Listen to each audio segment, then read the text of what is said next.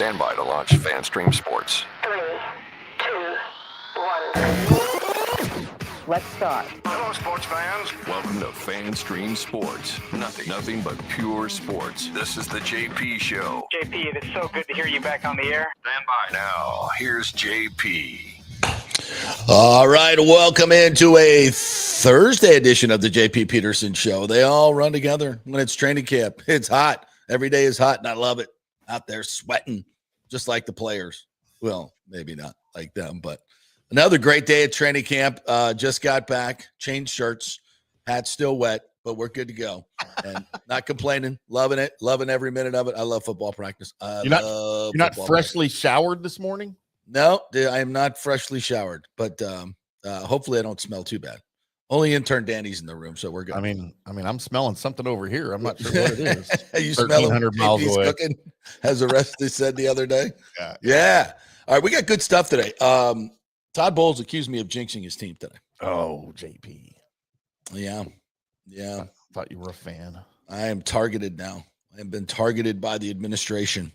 It's a very uncomfortable feeling. You will hear the soundbite. And I'm just telling you, I'm just not feeling Lord. No, we're good. We're good. I knew you were a closet Falcons fan. I knew it. I once worked for them, right? I'm aware. Yeah. I'm a turncoat. I am a turncoat. Oh, I probably should have said closet Saints fan. Oh, geez, don't say that. That would have got the masses riled up. Really, yeah. Bucs basement will lose his mind. Come down here with a squirt gun or something, try to get me. I don't know what, but yeah, we got lots to get to from the Bucs. Zyon talked today. It was really interesting to hear him talk. Rashad White talked today, very candid about his situation. So you hear from him. Todd Bowles, and another interesting day of camp that showed a lot of guys that are still making plays. So we'll get into that. We got Rays news to get to. No major trades after Zach Littell last night, but it is clear now the intention of this team is to break it down and sell it off. I would expect a couple more guys to be out the door by the 6 p.m. deadline, maybe even during this show. I would expect Brandon Lau to be one of them. Yandy Diaz, we'll see. And I don't think either one of those guys should go for what the Rays have invested in them in terms of their contracts next year. Very manageable contracts for all-star players. You don't trade those guys. If you're a serious team. And with the new regime coming in, I would think that they would want both of those guys on this club and not more prospects. We got too many prospects, way too many prospects on this team. And so we'll get into that a little bit as well. And anything else you guys want to bring to the table. Super chats are always wanted and loved. You can do that on YouTube. We've got a little QR code there on the left hand if you'd like to donate to our independent journalism effort here at FanStream Sports. We would love to have you be one of our supporters. So thank you very much. And we'll get to all of your great comments.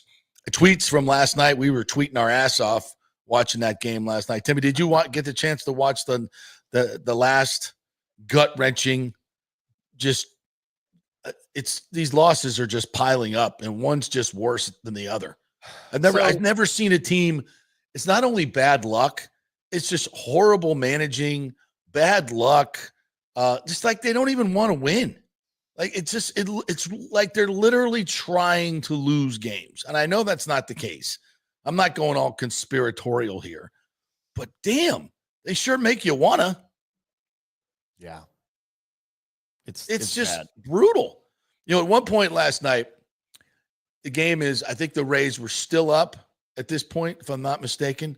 No, I think it was 3-3 or 4-4 at this point. Anyway, so they're doing the broadcast, and they're like, oh, Kevin Kelly is warming up in the bullpen, and Morel is coming in to pinch hit. I'm like, could there be like two worse sentences back-to-back than those two if you're a Rays fan? Like back-to-back, we get a shot of Kevin the Gas Can Kelly and warming up in the bullpen. Here he comes, full ignition, about to happen. And meanwhile, we're going to pinch hit Morel in a key situation. And I think we all know how that's going to end. Poorly. And, of course, the Rays lose and get walked off, blow 3 leads and get walked off by the Yankees again. And it's just brutal. They could have won all these games. It's absolutely brutal to watch. I don't know that I've seen a balk affect a game as much as that, maybe in recent memory. I mean, normally Kelly just, serves up meatballs and they hit him over the wall. Right, that's his usual MO. He's finding new ways. So now he's like, I need to mix it up a little bit. Let me balk runners to second and third with nobody out. Extra innings. Got to mix up my mediocrity here. Can't just come out with the same sales pitch. I'm gonna show a little creativity. Let's go the balk route. Because the dude has no confidence. He has zero confidence. You can just see him as he comes in. And who thought that he was going to get the job done in that situation? You could have stayed with Uceda for another inning. Mm-hmm. Not to mention, God, bases loaded. Aranda hits one to the freaking wall that Dominguez peels off the wall. I thought that was going over. They win the game probably if he gets that one. So it would have been a grand slam. So I don't know, man. It's just this team. And then after the game, there goes Zach Littell for, two 28-year-old nothings. I mean, you got nothing back for Zach Littell. And I know he's a rental. I get it. But it's another way to save $1 million for the owner. I said this yesterday. If you were Stu, would you not want to, in the $1.7 billion profit that you're taking out of this team, just go for it one last time, keep your guys, add to the team, spend a little money, just go out and, what the hell? How much money do I really need? It's my last year. Let me go buy a couple of big time players just for fun and see if we can't turn this into something before I get out of here. What the hell? Nope, not him. As we know, he's going to take what I could save about $7 to $10 million here, dump some salary and, on the way out, pockets even more money. Like that wasn't going to happen. Of course it's going to happen. And probably more today. This is why it has always sucked to be a Rays fan with Stu Stern. We've never had a good owner here. Stu was, obviously he brought us some wins, but the rest of the stuff is just awful. So I really feel for Rays fans. And it sucks. But all we can say is, ding dong, the Wicked Witch is dead. And we don't have to put up with this crap anymore after this year. So how much harder would it be for the Rays, for Stu, and what we know is his swan song now, for him to say, look at the standings, look at the roster, look at the season and say, man, we're right there. Yeah. Let's tweak a couple of things and let's just see what happens, right? Let's be buyers. Let's see what happens here as I make my final push as the owner of the Rays and maybe send off the team, send myself off for the playoff run, right? Yeah. And go do that rather than, man, I really need to save about $2 or $3 million before September rolls around. Who can we sell for nothing? Yeah. I feel like that was the easier decision to make because of his love for money over content.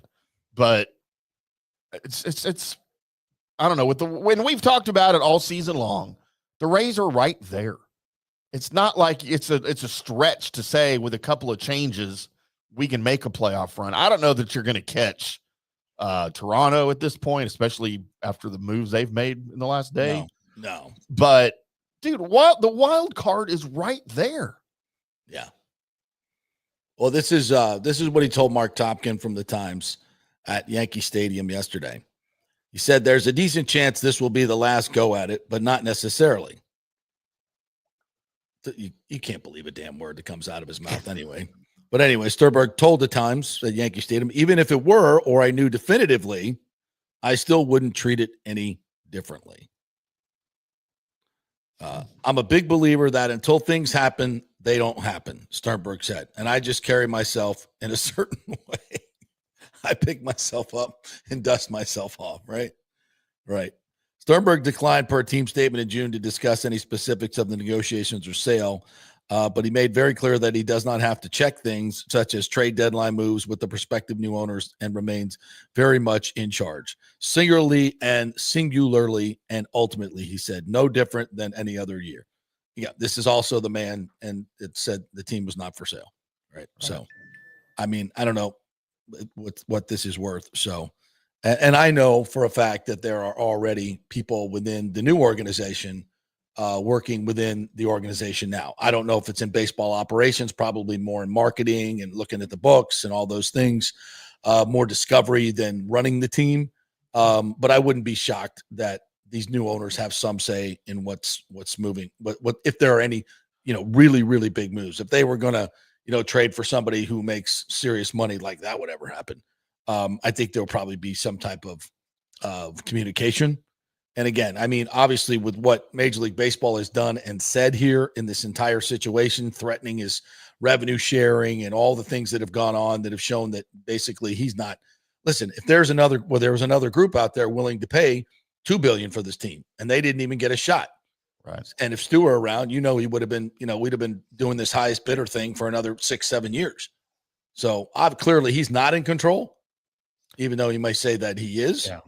Clearly he's not, in my opinion. So, so he goes on. Anyone who sees me, if they know, they'll hold on. He said Sternberg, who attended games at Steinbrenner Field last week and several road series in the Northeast, said he hasn't noticed a change in reception from the people.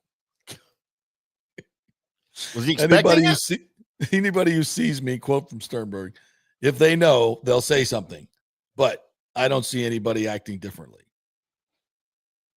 Sternberg said, quote, there will be time for nostalgia, but his focus remains on the field, such as being involved in the trade deadline discussions. If the deal does close and it gets approved by Major League Baseball, which of course it will, Sternberg, having been on the wrong end of 2 World Series, would relish going out a winner. Quote, anytime we can sniff, let alone make the postseason, is incredibly rewarding. Winning the final game is always the goal. Dude. Like, this is just silly. It's silly. We doing? We're going to try. You just sold off your starting catcher and your best starting pitcher. How are you trying to go out with a bang? And got nothing in return, by the way. Got nothing in return for either one. Well, Fortis is a decent catcher, but he's no great shakes. And nothing for Littell, except maybe a backup catcher. I mean, come on. Like, it just says things. It does the exact opposite. And we're supposed to believe him and anything he says? It's a joke. It's a joke. Unbelievable. So, yeah, and watching the game last night, how about Josh Lowe? It's a 2-run bomb in the bottom of the 9th. You're like, oh, you're up 3-2, and here comes Fairbanks. And, he threw a pretty good pitch. And Volpe just was looking curveball and smacked it over the wall, made it 3-3. And even that, so you're going to extras, and you're like, And then Aranda almost won it, really, with that shot off the wall. But you guys made a great play. They only scored 1. But, again, they had so many opportunities last night and could not convert them. And it just looks like a team that's a bunch of dead men walking. There's just no fire. There's just, it's almost like they know they're going to lose. Like there was a time when this team was fighting hard. It's like even when they got down during that run where they were 25-9, they had a sense about them, that they were going to come back and win. But these games, it's the exact opposite. And Cash manages that way. Yeah. It's like, it's not that important. We'll just throw Kevin Kelly out there again. We don't need Usader to go any extra. Whatever. Got Morel on the bench ready to go. It's a joke. All right. So let's talk about a team that. And for Fairbanks, he's on some radars for the trade deadline. Yeah. And most notably, where he started his MLB career, right here in North Texas, as the Rangers. Rangers and Rays have been in discussions, from what I'm hearing on this end of it, to bring Fairbanks back to the Rangers. Of course, they're the team that drafted him. Yeah. And I don't know how. What are we going to get for him? A broomstick hot dog? Well, based on what they've gotten back for everybody else they've let go, I'm telling you right now, Chris Young is in the Rangers front office doing this. Yeah. He's like, man, how can we fleece? Stu's having a fire sale. Everything must go. Yeah. So everything must go. Sell, Mortimer, sell. Sell, Mortimer, sell. It's just great movie. What a joke. What Yeah, a it's joke. so I don't know, man. I'd love to have him back. Whatever. Last night, that one pitch isn't going to affect his trade value, of course, but He needs to change the scenery too, I'd like love to have everybody him else. back here because he's a quote machine.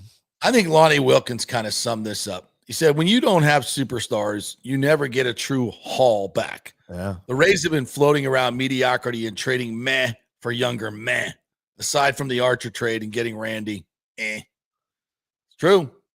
The trade magic of Neander has seemed to dry up. We're not getting back what we used to get back because we don't, to his point, we're not trading superstars, Right. Even though we got Squat back for Blake Snell. I mean, Glass now we got Pepio at least. So, but for the most part, they have not restocked the way they needed to. Yeah. Stu, Lonnie Wilkins continues. Stu has created this baseball algorithm that's just good enough to compete but never win a World Series, just like Smoltz said. Yeah. Give me a winner's mindset with new ownership. Hell yeah. Hell yeah. That's where our focus needs to be. Mm-hmm. And it just further, for all these Sternberg apologists out there, and you know who you are. Oh, we got to credit Stu. He's been great. Look at all the games we've won. Get out of here. Get out of here. Yeah. I mean, come on. You can't be serious. But that's, to some people in the media, he's treated, you read the article, it's treated like, some nostalgic, we're really going to miss you, Stu. Really? Go talk to the fans. Stop writing nostalgic stories. Go talk to the fans. There's no nostalgia with Stu Sternberg. Let's get the hell out of here so we can get some good ownership in here. Get a stadium where it should be, and let's move on. Let's make this what it always could have and should have been. Is anybody going to miss Stu? No. I can't imagine that he's a pleasure to work I'm sure Romano will write a nostalgic column on the way out. But please. No. 90% of the fan base is like good riddance, if not more. If you don't work for Stu or get paid by him, it's like bye-bye. Rick said, targeted by the administration. Let's hope Todd Clinton doesn't invite you to go fishing. You picked up on that, Rick, the targeted by the administration. I knew you would. Douglas Batista, good morning to you, said, JP, read Tapkin's article about Stu. Just did. Based on your knowledge of new owners, any concerns? Sellers of businesses should run the biz until money in the bank, but this is Stu.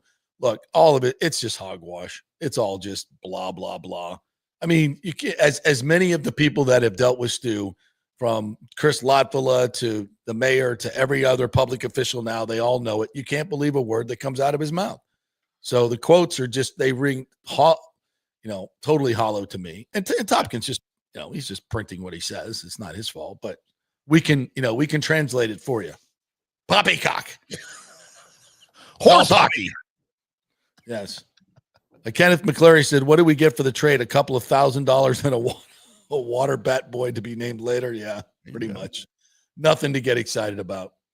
The Padres are getting loaded in the bullpen. Yeah, they get Mason Miller. They gave up the third overall prospect in Major League Baseball. So, but that's Mason Miller's a piece that they desperately need, and he's a lockdown closer. So that's what good teams do. That's the way you go about winning championships. Not here under this guy, but soon, hopefully. Hunter Tubbs says they literally show Morrell walking up to the plate to pinch hit, and then the camera goes to Kelly warming up in the pen. Kill me. I know. I'm sitting there watching. I'm like, I had to tweet that out right away. I'm like, really? When these two sentences go back to back, Kevin Kelly warming up in the bullpen, Morrell stepping to the plate to pinch hit. You're like, Netflix. But then you can't turn it off because it's the burning truck. It's the fiery crash. You can't take your eyes off it, right?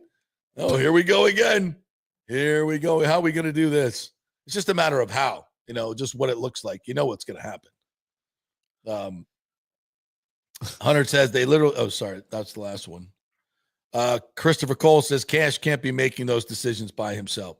Yeah, we talked a little bit about this yesterday, and I said it on Twitter last night. I just don't believe that Cash is making these decisions. I just can't. I don't want to believe it. I just don't want to believe it. He just looks like he's on autopilot. Does he not? You know, I mean, I don't know.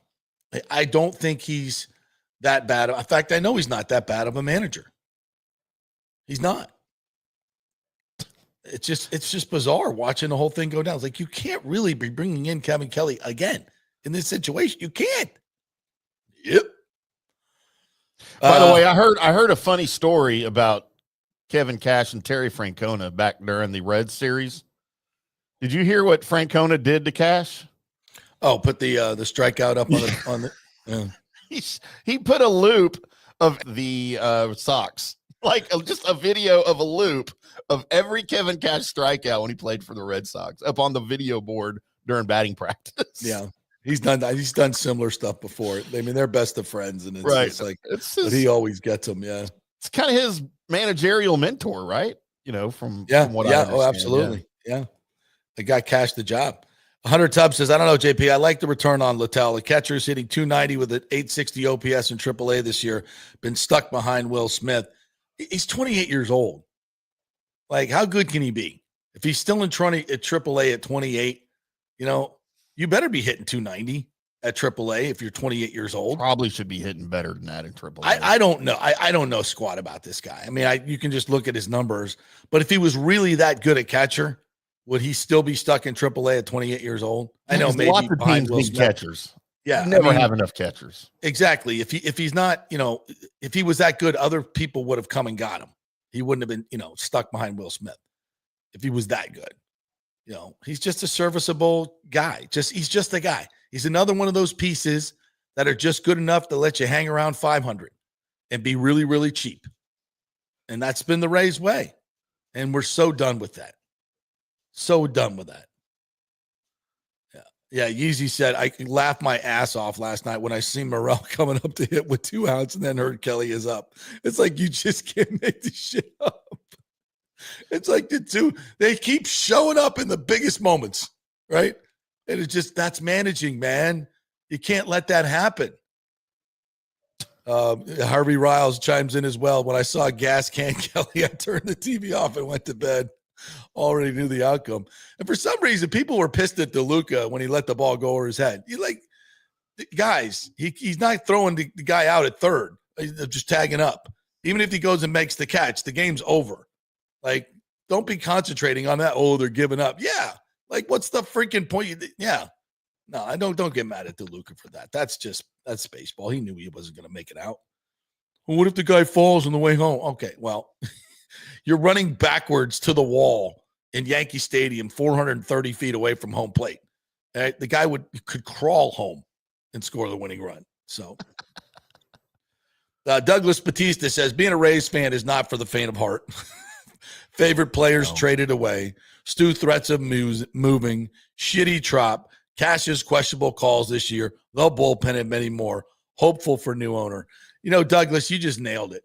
You know, we talk about this all the time. But it's just, you know, when you encapsulate it in all that, and this is what it meant, we've done everything wrong. If in the big picture part of baseball here in Tampa, you know, we had a terrible first owner. We built a stadium where we never should have built it. Major League Baseball told us not to build it there, but the people of St. Pete did it anyway. We got used by 3 franchises. And Namoli only got us a team because he sued Major League Baseball, and they didn't want to go to court. They finally had to give us a team. And they said, you know, Bud Selig said, yes, eventually the team will be in Tampa. So then we get another owner. And then their first owner is just god-awful. Poisons the water with all the businesses in St. Pete. Many businesses who swore they would never buy race tickets as long as they were there. So the first guy poisons the water. The second guy comes in, does some good things, but never spends any money. Always has a low payroll. And then does all this stupid shenanigans for 15 years with the stadium, holding up development in both cities. Never serious about getting a stadium because he was making so much money at the Trop rent-free. And just played us for 15 years to walk out of here with a $1.7 billion profit. Yeah, and we've constantly had this It's placed in, we've constantly had to go to a shitty stadium in a crappy location, just in terms of, we love downtown St. Pete. We always have to say it. Love downtown St. Pete. But yeah, we've done it all wrong. And we still have some of the highest ratings, TV ratings in baseball. We're packing the park at Steinbrenner. There's still a lot of thirst for Major League Baseball here, despite having all that crap go against us. And finally, we are on the verge of having people who actually care about this team, a group that a lot of the owners live here in Tampa Bay. It's about time. But you're right, Douglas. What we've been through, it sucks. It absolutely sucks. We've had some good times. There have been some good moments in the Trop, right? I get all that, but I just want more. Yeah. And it's coming. It's coming. I hope it's coming. Yeah. And listen, I know who these people are, but we can't make any promises about how good of owners they will be. I don't know that. I'm hopeful. And I'm very hopeful we're going to have a stadium on the water in Tampa. Imagine a Iconic Stadium on the water in Tampa, premium seating, lots of corporate support, more local revenue, spending it on the team, winning championships, all the same template that the Braves used. We can do that. That is possible. And I think it's going to happen. But I don't know for sure. Michael LaRue said, I would have rather kept Adam Serwanowski. This just looks like a salary dump. I guess it's business as usual. Yeah, it's exactly what it is. It's a salary dump. He's going out with a salary dump. How on brand for Stu Sternberg. Woo! Let's get excited. Another salary dump. Trade Fairbanks and Kelly for two oscillating fans in the dugout. Well, listen, I don't want to trade Pete Fairbanks.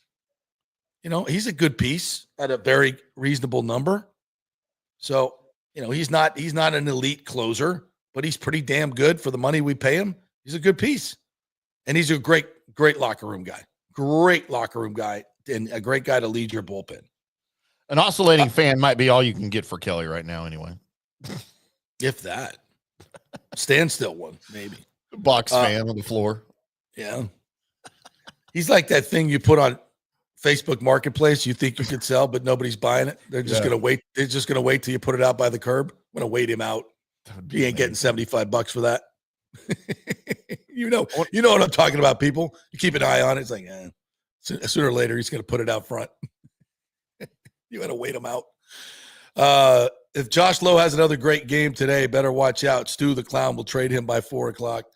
I would call it, he hit a home run.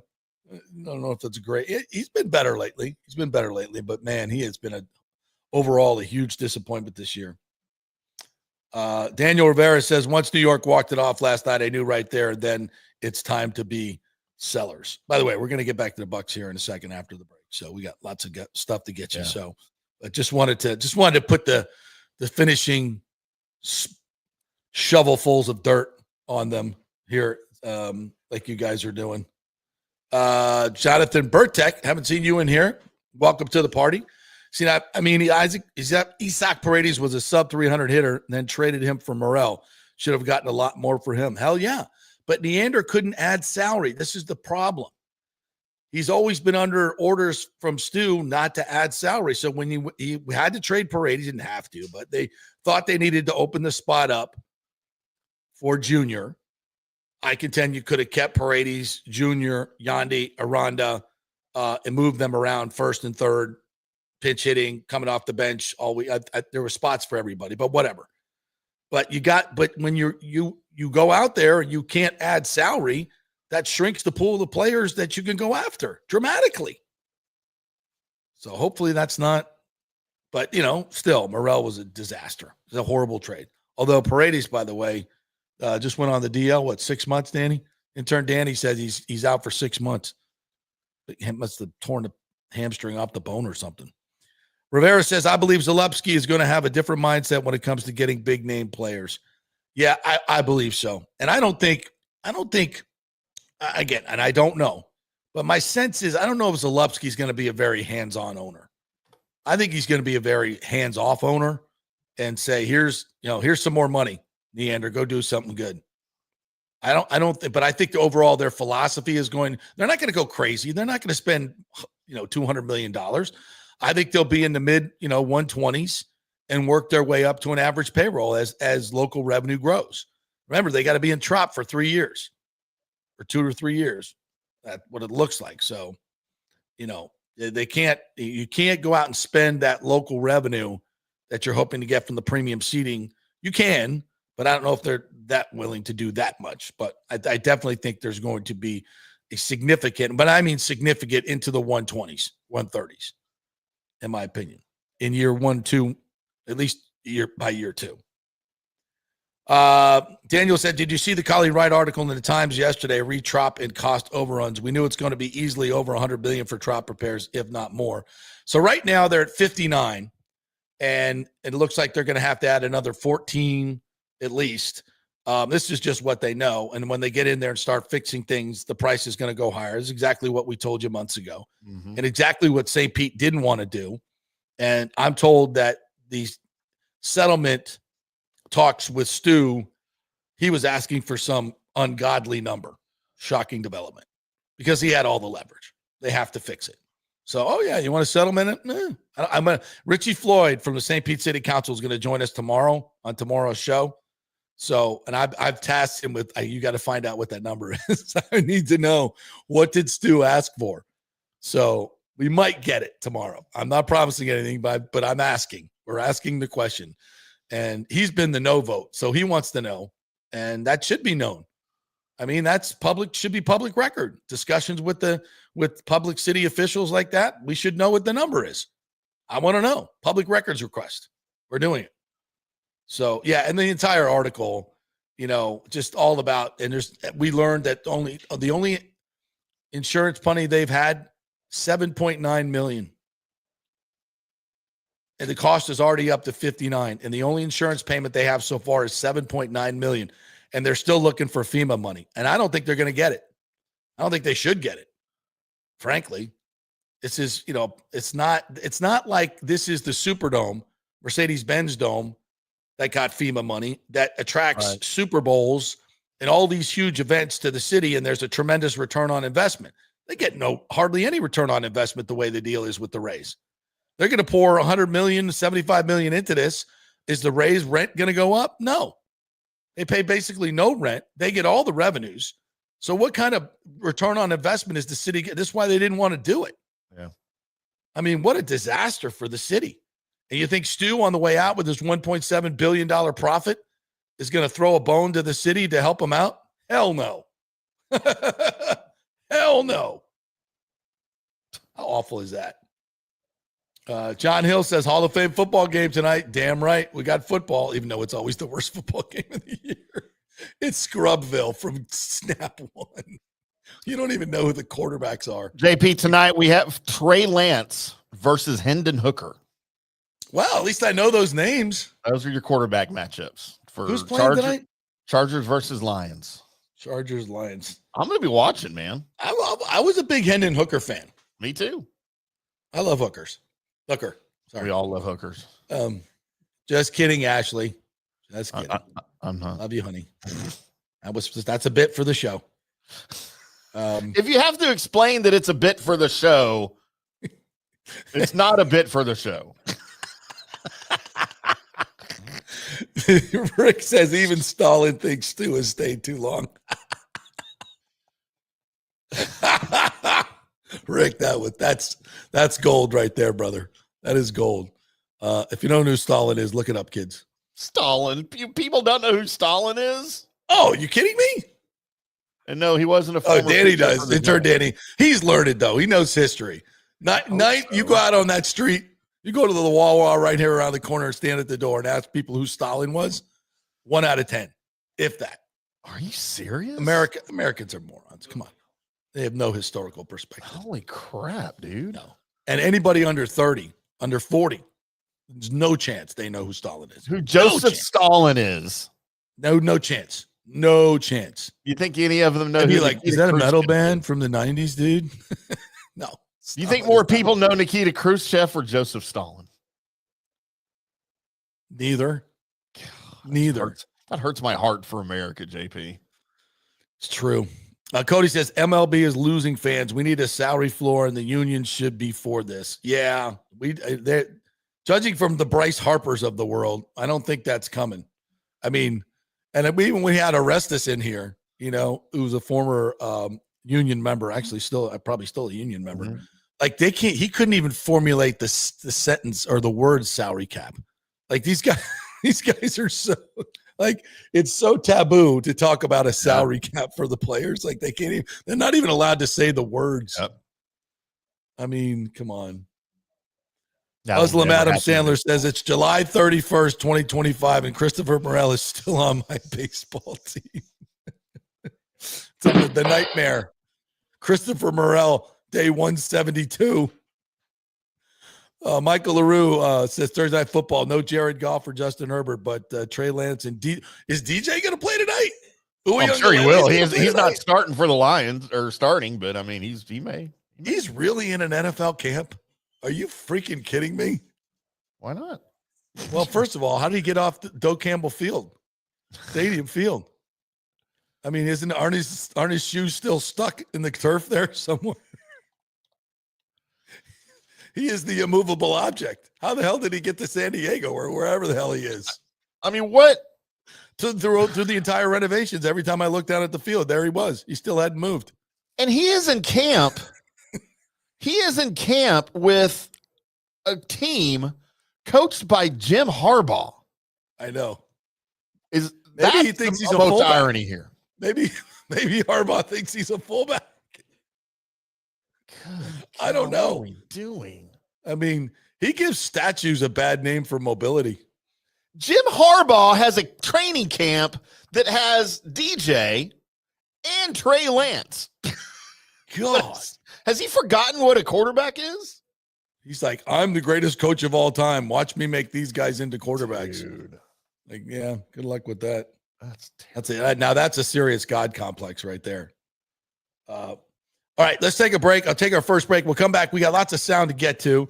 We got Mike Evans for you. Had a fun little conversation at the podium the other day, so we'll hear a little bit of that. We got Zyon McCollum. Interesting talk today. Rashad White, Todd Bowles. Threatening me for jinxing the team. We've got that coming up. You got to hear it. It's a lot of drama on this. Hey, we're brought to you by the Jeeves Law Group, JEEVES lawgroup.com. Go to the website, get you a free consultation, whatever your legal issue may be. Give them a call. They'll help you out. JeevesLawGroup.com. They are local. They are trusted, and they get results. And by OnSiteConstructionFL.com. OnSite Construction, they are the best contractors in the business here locally. Jason Fawcett will be joining us in the studio, I believe, next week. And we'll be chatting about all the things going on in construction here and real estate. So if you need a contractor, whether it's for an addition, a restoration, or from scratch, commercial or residential, they are the folks. Be on the preferred client list. So if there's a hurricane, you know who your contractor is going to be, and you don't have to go searching. OnSiteConstructionFL.com. Back in 3. Although it may seem tempting to go without healthcare insurance, the financial risk far outweighs the gain you may experience. For example, did you know if you simply broke your leg, it could cost you nearly $7,500? Put on top of that a hospital stay, you could be looking at $10,000 to $15,000. Ensuring that you don't go uncovered is so important, as according to CNBC, high medical bills are the highest contributing factor to why Americans end up taking money out of their retirement savings, or worse, find themselves filing bankruptcy. So go to don'tgouncovered.com or call 800-669-1505. Now, depending on your income, you can get plans for zero premium. Our experts will guide you through the process effortlessly. They will shop many plans and find the one that's right for you. I called and I have full health coverage through Florida Blue for zero monthly premium. It's a free call. So why go uncovered? It's a huge risk. Go to don'tgouncovered.com or call 800-669-1505. That's 800-669-1505. Spring means a time of renewal and Rays baseball, and the folks at Italiano Insurance want to welcome the Rays to Tampa and remind you it's time to renew those insurance policies with the now famous Italiano Insurance Checkup. Let the experienced and friendly agents shop your policy for the best price and coverage. famous for saving me over $1,000 on our auto insurance last year and over $500 on our homeowners. Now that's a grand slam. Might as well get a double play by adding flood insurance and business insurance to your portfolio. Costs less than you think, and trust me, you do not want to risk your home or personal wealth. That's a big whiff. So step up to the plate and call 813-877-7799 and chat with the all-star agents at Italiano Insurance. 813-877-7799 or go to ItalianoInsurance.com. Go Rays! JP here for Riveters, our new official sports bar and grill of the JP Peterson Show. And just like our show, no BS, no corporate chain feel, just amazing, authentic folks serving great comfort food in a casual atmosphere at unheard of prices. Riveters is located just south of Raymond James and Steinbrenner Field on Dale Mabry, walking distance to the park, so free parking, great place for pregame and postgame. Let's talk about fresh food. Nothing is frozen. Burgers, wings, prime rib, roasted fresh daily, never frozen. That makes a huge difference. The mahi, the salmon, also super fresh. All our sauces are original recipes made in-house. Our Warhawk chili. Although it may seem tempting to go without health care insurance, the financial risk far outweighs the gain you may experience. For example, did you know if you simply broke your leg, it could cost you nearly $7,500? Put on top of that a hospital stay, you could be looking at $10,000 to $15,000. Ensuring that you don't go uncovered is so important, as according to CNBC, high medical bills are the highest contributing factor to why Americans end up taking money out of their retirement savings, or worse, find themselves filing bankruptcy. So go to don'tgouncovered.com or call 800-669-1505. Now, depending on your income, you can get plans for zero premium. Our experts will guide you through the process effortlessly. They will shop many plans and find the one that's right for you. I called and I have full health coverage through Florida Blue for zero monthly premium. It's a free call. So why go uncovered? It's a huge risk. Go to don'tgouncovered.com or call 800-669-1505. That's 800-669-1505. Spring means a time of renewal and Rays baseball, and the folks at Italiano Insurance want to welcome the Rays to Tampa and remind you it's time to renew those insurance policies with the now famous Italiano Insurance Checkup. Let the experienced and friendly agents shop your policy for the best price and coverage. Famous for saving me over $1,000 on our auto insurance last year and over $500 on our homeowners. Now that's a grand slam. Might as well get a double play by adding flood insurance and business insurance to your portfolio. Costs less than you think, and trust me, you do not want to risk your home or personal wealth. That's a big whiff. So step up to the plate and call 813-877-7799 and chat with the all-star agents at Italiano Insurance.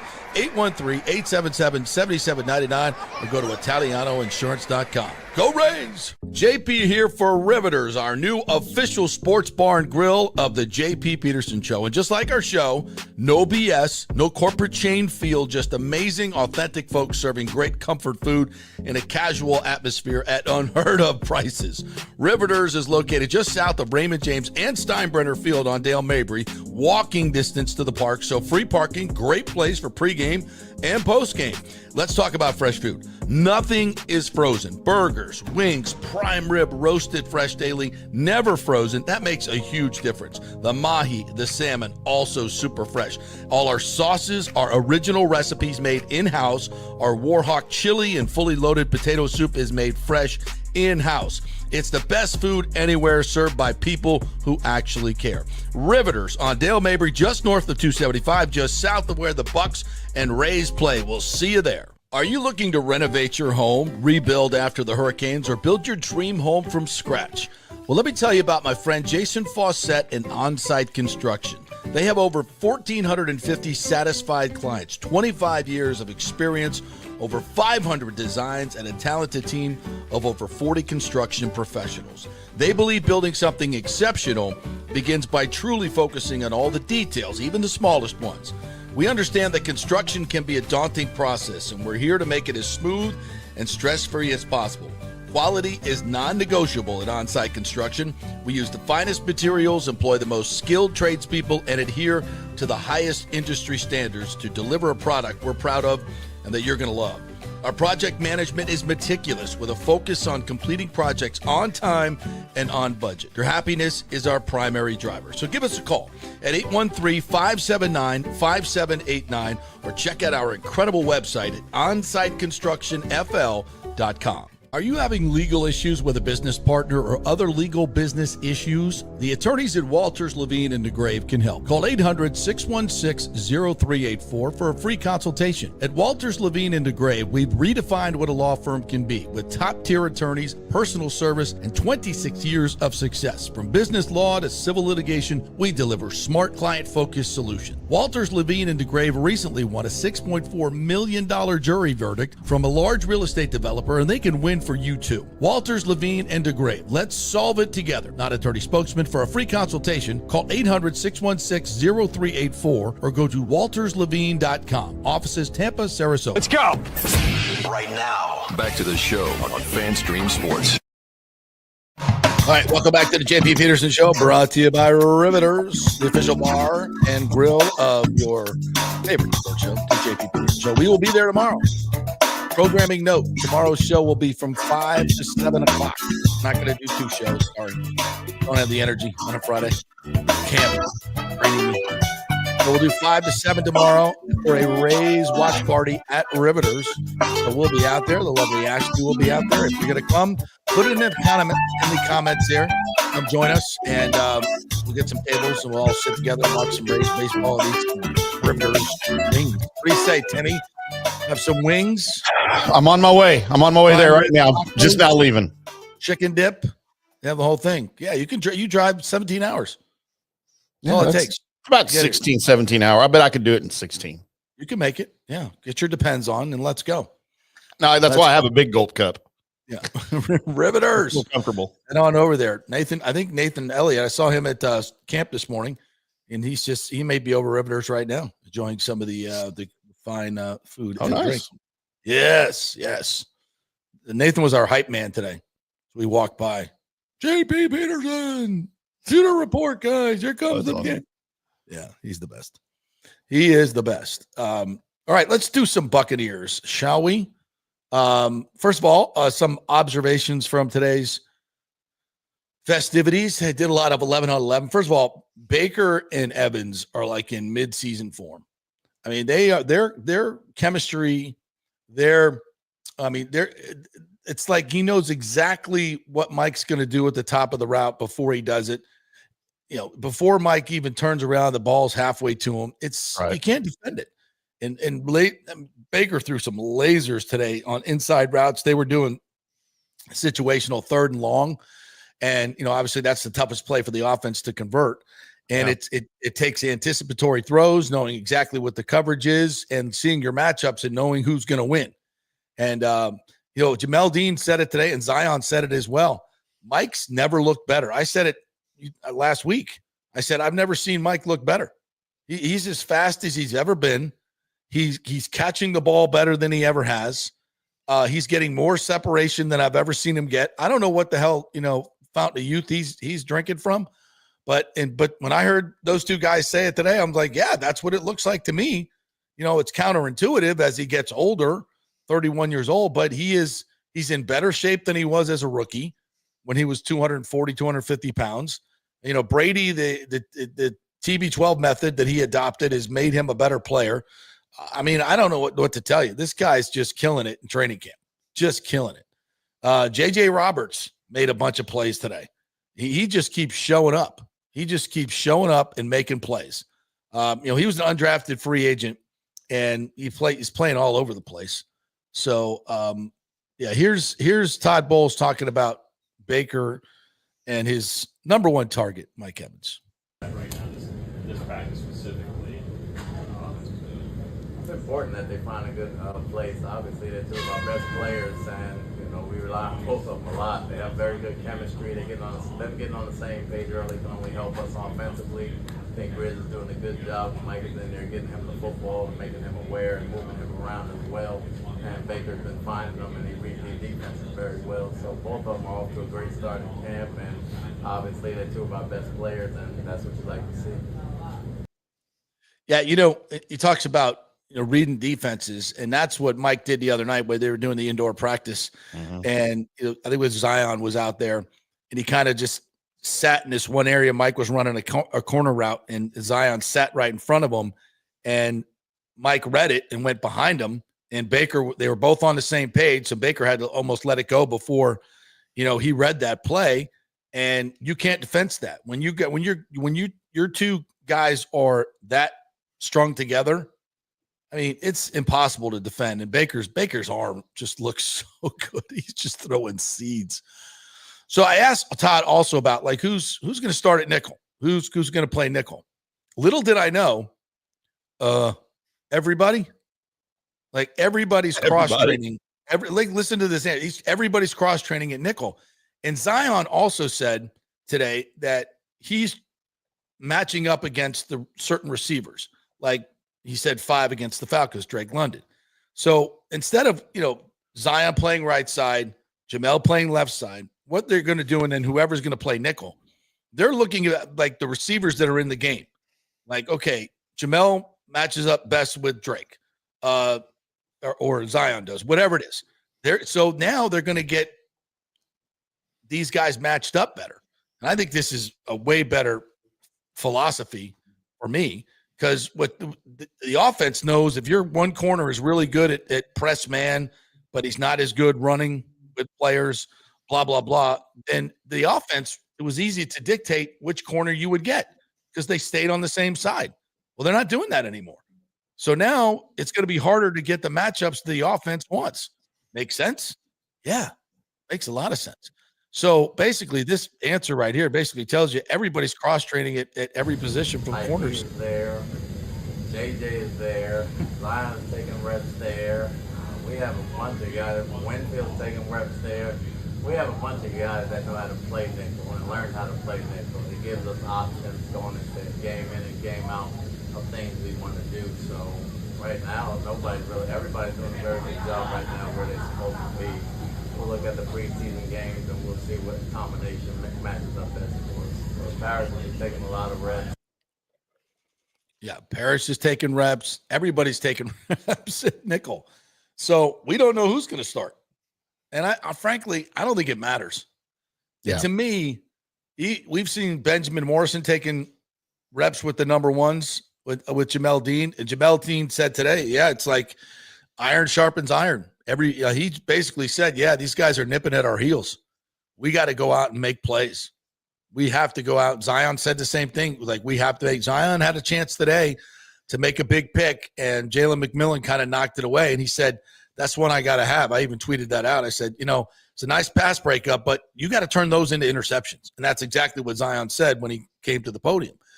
And that's the focus. Much more aggressive, no playing off guys. It really physically attacking coverage instead of these wide open receivers that we saw last year. And man, that is absolute music to my ears. It's music. It's harder for offenses to prepare against too in the long run. Exactly. All right. So here's the payoff today. I have been accused by the head coach of the football team of jinxing his team. Great. As if he needed more jinxes. He needed more jinxes, right? So I got to own up to it. Here it is. Todd, you look around the league, you see dust-ups in camp all the time between players on the same team. We've seen it out here for many years. We haven't seen one this year. We talk about the chemistry all the time. These guys, they're going at each other, but they genuinely like each other. Talk a little bit about the chemistry on this team. I think you just jinxed it personally. They're playing hard, they're practicing hard, and we're knock on wood. I'll buy you lunch if that happens throughout the end of camp and we can get out of it like that. Don't want it to happen. I understand some of the things that go on out there, but they've been doing a good job taking care of each other, just having honest competition. Hey, Coach. Well, there you go. So I've jinxed the team, and we're going to definitely have a fight tomorrow. It's Way to go, JP. without question, and it's going to be my fault. But if they don't fight, I get lunch with the coach. There you go. So I got that going for me. Exclusive. Which is not right. That's nice, right? All right. Here is is this Zyon? Yeah, here's Zyon. Here's Zyon talking about the different strategy philosophy for the defensive backfield and the rookies as well. I love it, because it allows me to up my versatility in terms of playing a lot of these bigger receivers, and when they move their best players into the slot, and Atlanta, they like to move 5 around a lot. So anytime I'm able to get good at playing in the slot, right side, left side, it just allows the versatility and me to match up a lot better. There's been a lot of turnovers created by the defense so far during this training camp. How happy are you with the production by really everyone? That's exactly what we've been harping on. That's exactly what Bowles was harping on during OTAs. We watch turnover circuits weekly as a defense, and it's really translating. I feel like the past couple of seasons we talked about it a lot and come up a little bit short, but to see that we're now capitalizing on that, everybody's taking it very, very seriously, and we're going out and executing. You almost had one today. Was that the receiver kind of playing a little bit more defense on that one? Yeah, Jalen, he got a hand in there, but I got to be able to come down with those. Those are the type of game-changing plays that I've been working on and that I need to be able to execute, especially in big moments. What have you? There it is. I mean, they got to make those plays, and the thing is, if they don't make them, here come the rookies. Because Ben Morrison, I'm gonna tell you, that dude is a ball hawk. He's got to get on the field. He's got to get on the field. It would not shock me by year's end that that he's starting at one of the corner positions or playing more snaps than Dean and some of the others. Would not shock me whatsoever. And that would mean he's making plays, and that's a good thing for everybody. For everybody. We got one from Rashad White here. I'm asking him about how he kind of balances those selfish goals and getting a new contract with team goals. His contract year for you, you guys have so many weapons. I mean, you think about how many touches you want to get a game. Have you got a sense from Grizz how many you're going to get? I know it changes from game to game, but just how do you approach that whole thing mentally? Man, the biggest thing I approach right now is just when my numbers call, make plays. Right. Don't take a play off and make the most of the touches I get. So I'm not really thinking about none of that, just all honesty. And I'm just here to have fun and see what happens. To give you a sense of urgency on each play that you get a touch?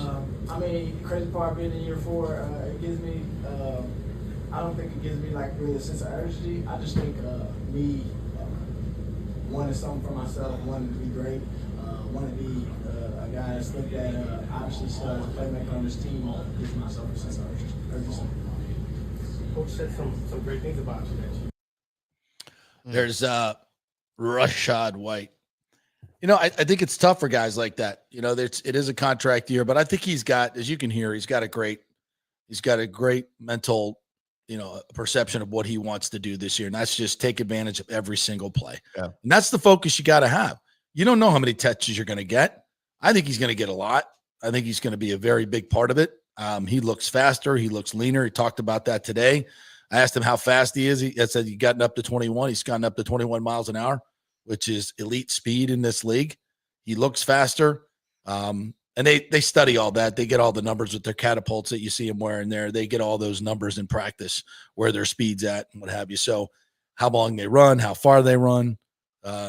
We need to do just a segment on that. I'm going to talk to the Bucs and see if I can get kind of one of their data people just to get them on and just ask questions like, what kind of data do you get? I think we'd be shocked at the kind of data that they get on these players. They practice, how much weight they're losing, how much sweat they lose, how far they travel, how much they run, how fast they run. Everything is tracked now through GPS, which is really, really interesting. So, so we picked up a few things today, and I just think in terms of the play, Devin Culp had a touchdown in red zone. He continues to really, really impress. I think he's working his way into the rotation for tight end. I think they'll see him more. The depth at receiver is ridiculous. Buka had another good day making plays out there. Tez Johnson continues to show his burst. When he gets open and they're going 11 on 11, they're just tapping up and in terms of tackling, but you can't even get a hand on him half the time after he catches the ball. So these guys continue. And the defense, I would say, again today, watching Trask go in 2 minutes, he had some nice moments, but again, too many bad moments for me. Threw another pick to Merriweather inside. Sometimes he just throws ridiculous bad picks, and he did again today. I was talking with Greg Allman and some of the other guys, Scott Reynolds. I'm like, do you think you're going to bring in a veteran arm? And Greg was like, I don't know. We'll see if they really like Trask, and they had hoped Pratt would be battling him for the backup position, and Pratt's has a back injury. So I think they're very unsettled, and I would not be shocked, especially if Trask does not have a good preseason game, and he just seems to hold the ball. And I was talking to one of the other guys, and I said, does it look like he's getting better year to year? To me, it looks like he's regressed. And they're like, yeah, I would agree with that.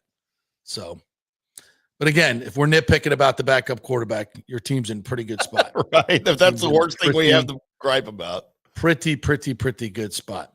All right, we'll take another break. When we come back, I want to get to some more comments on the Rays and the Buccaneers. We got an interview with Mike Evans as well that we are going to get to. And Tim wants to talk about some other college football things and other crazy things that you're bringing. What are you bringing to the table today, Timmy? When did I say that? I don't know. I guess I'll go find some college football to talk about. What are you bringing to the table today? Something? I mean, Lions and Chargers preview? Lions and Chargers. Okay, we're going to talk about tonight's big matchup between Trey Lance and Dewey Ungalele. How are we overlooking this? All right, we're brought to you by the great folks at the Gold and Diamond Source. You know them. Gold is at an all-time high, so bring in your old gold and leave with some new gold or some new diamonds. That makes it great. Right? All these things you used to wear that you don't wear anymore, bring them on in. You can take the cash. They'll give you cash. You can take it home with you. Also, you can buy something new there that you're going to love. So you have options at the Gold and Diamond Source. And if you're doing anything in the jewelry realm, you have to go there, right? It's our great local company. They do so much in the community. We support all our local businesses. We love them. None more than the Gold and Diamond Source. 3800 Ulmerton Road, always online at goldanddiamond.com. Back in 3. Hey, JP here for my concierge medical professional, Chris Lugo, PA. You've heard him on the show for a couple of years where he shares invaluable medical, nutritional, and supplement advice. With Chris, it's like having a medical provider as your best friend. What I love about this concierge service is the convenience and support he offers. I can text or call him 24/7 with any questions or concerns, and he'll promptly call in a prescription if needed. No office visits or copays required. It gives me peace of mind knowing I have someone genuinely invested in my health, not just focused on insurance profits. And the best part, the Bay Area Modern Medical Center's personal concierge service is more affordable than you might think. Don't let insurance companies dictate your health care. Take control of your health and wellness today. Visit BAMMC.com for more information and to schedule your initial free consultation. Empower yourself and take charge of your personal health with BAMMC.com. Hey, JP here for the Gold and Diamond Source. And you know I'm always trying to find ways to save you money or make you money. Well, here's a great idea from Julie and Steve Weintraub at the Gold and Diamond Source. Gold is at an all-time high, so if you bring in your old jewelry, Steve and Julie will buy it off you and offer you the highest trade-in values of the year. It's the perfect time to upgrade what you're not wearing into something you'll never want to take off. So take advantage of that right now. The custom engagement rings to birthstones, tennis bracelets, diamond studs, whatever's on your wish list, the Gold and Diamond Source can make it happen. And did you know they also have the largest selection of any men's jewelry in the area? A great new section there. Check that out. They have free services like free settings, free cleanings, free appraisals, all that stuff right there at the Gold and Diamond Source. Family owned and trusted for over 40 years. Great folks over there. We love promoting these great local companies. None better than the Gold and Diamond Source. 3800 Ulmerton Road, always online at thegoldanddiamondsource.com. JP here for the Jeeves Law Group and my man, Scott Jeeves. If you're going to hire an attorney, do you want some guy looking for a quick settlement and a quick buck, or do you want an attorney with some chops?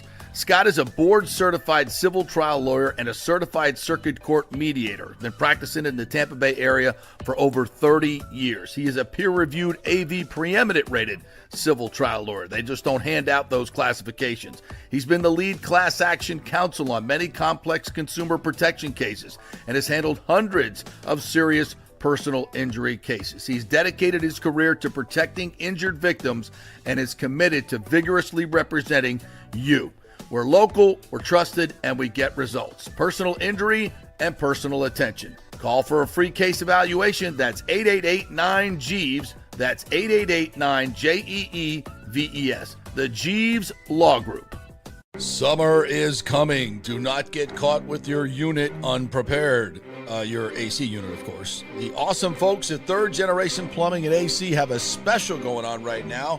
You get a free 1-year maintenance package with any purchase of a new unit.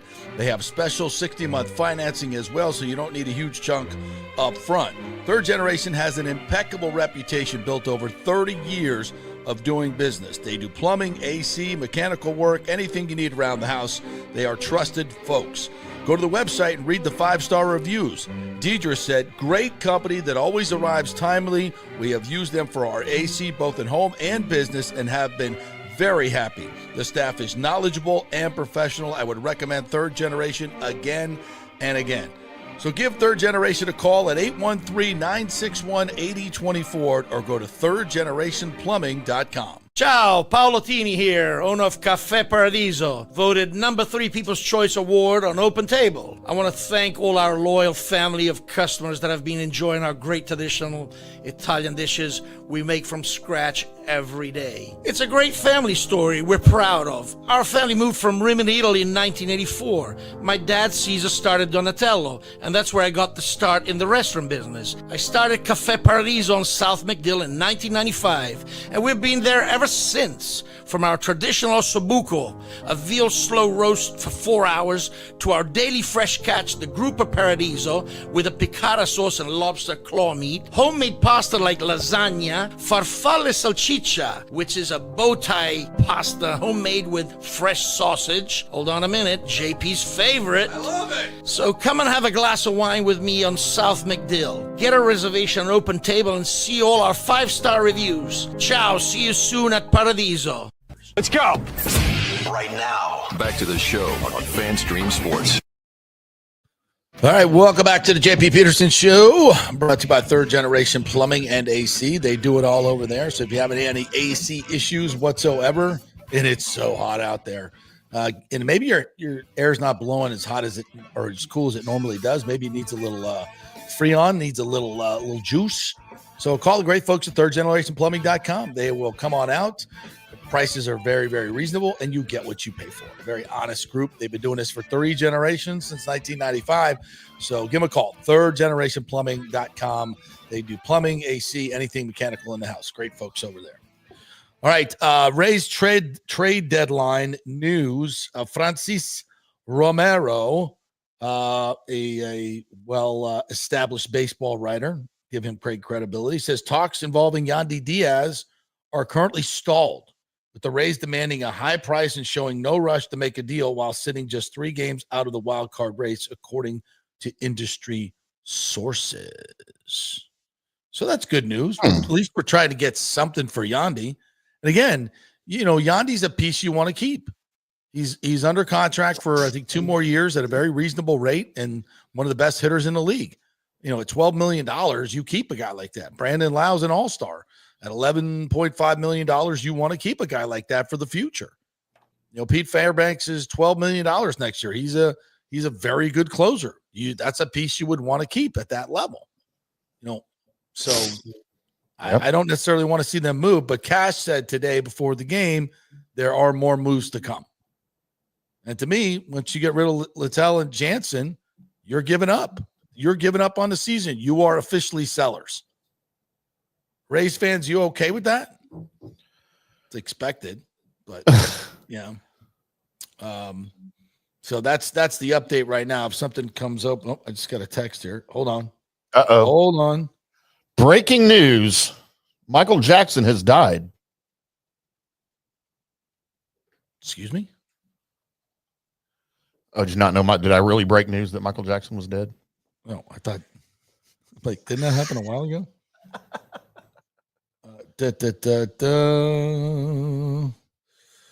Okay.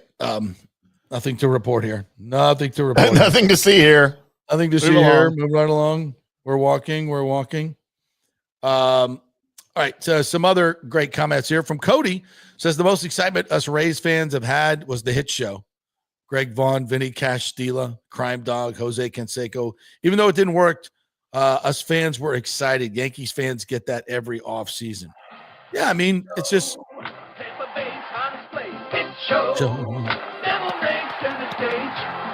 Tampa Bay's baseball temperature is rising, and tickets for this season's temperature is rising. show are going fast. Lock up your favorite single-game tickets now. Tickets are get going the fast seats before they're gone. Call Ticketmaster today. Hit show. Hit show. Devil Rays. I tell you, those like little local. That's marketing. That's marketing. Best, man. Give me a jingle, baby. That's right. And it rhymes with shit show, which really makes it good. You didn't want to do a parody. Shit show.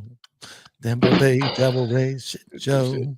Stu still owns the team. Shit show. Yeah.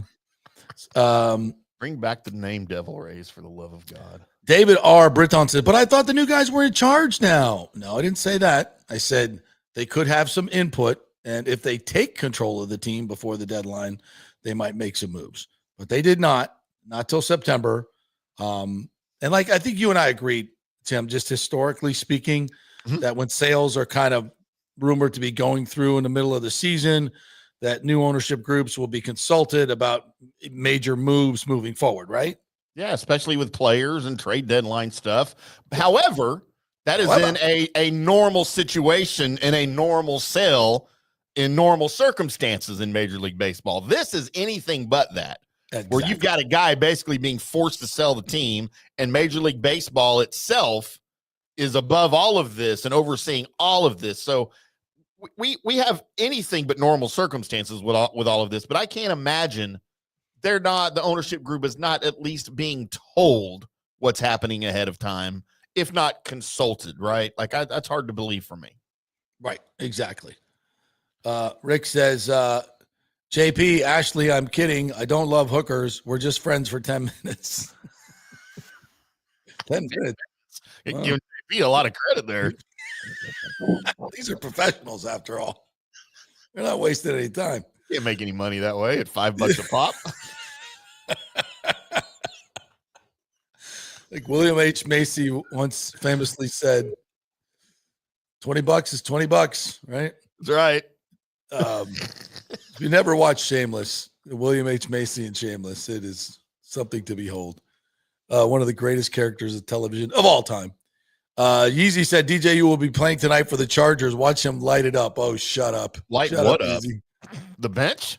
Yeah. If he moves, I'll tune in just to watch it, just to watch that.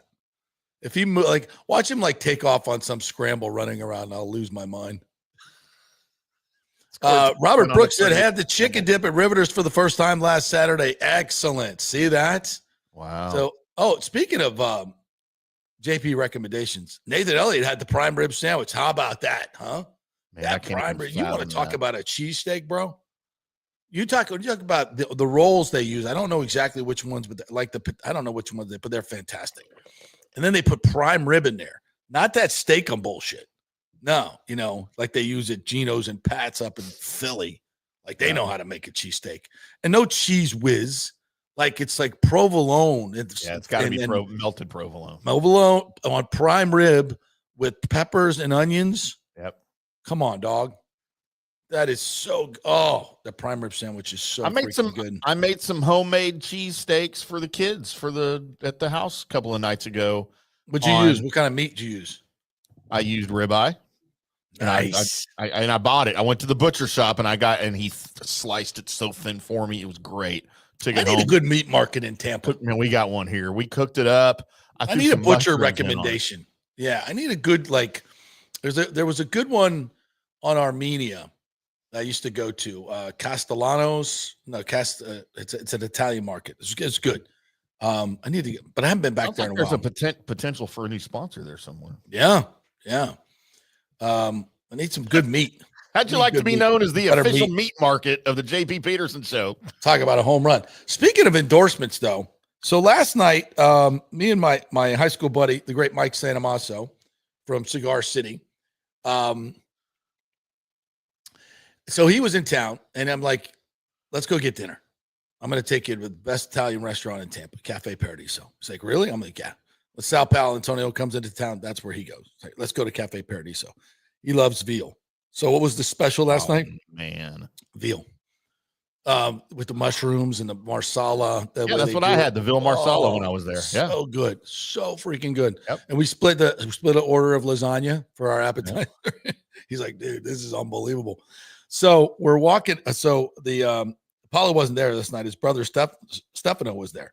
So Stefano comes over to me and he goes, hey, there's a couple in here tonight, and they're in here because they heard it on the JP Peterson Show. I'm like, awesome. Tell them to come over. We were sitting at the bar. It's like, tell them to come over. And so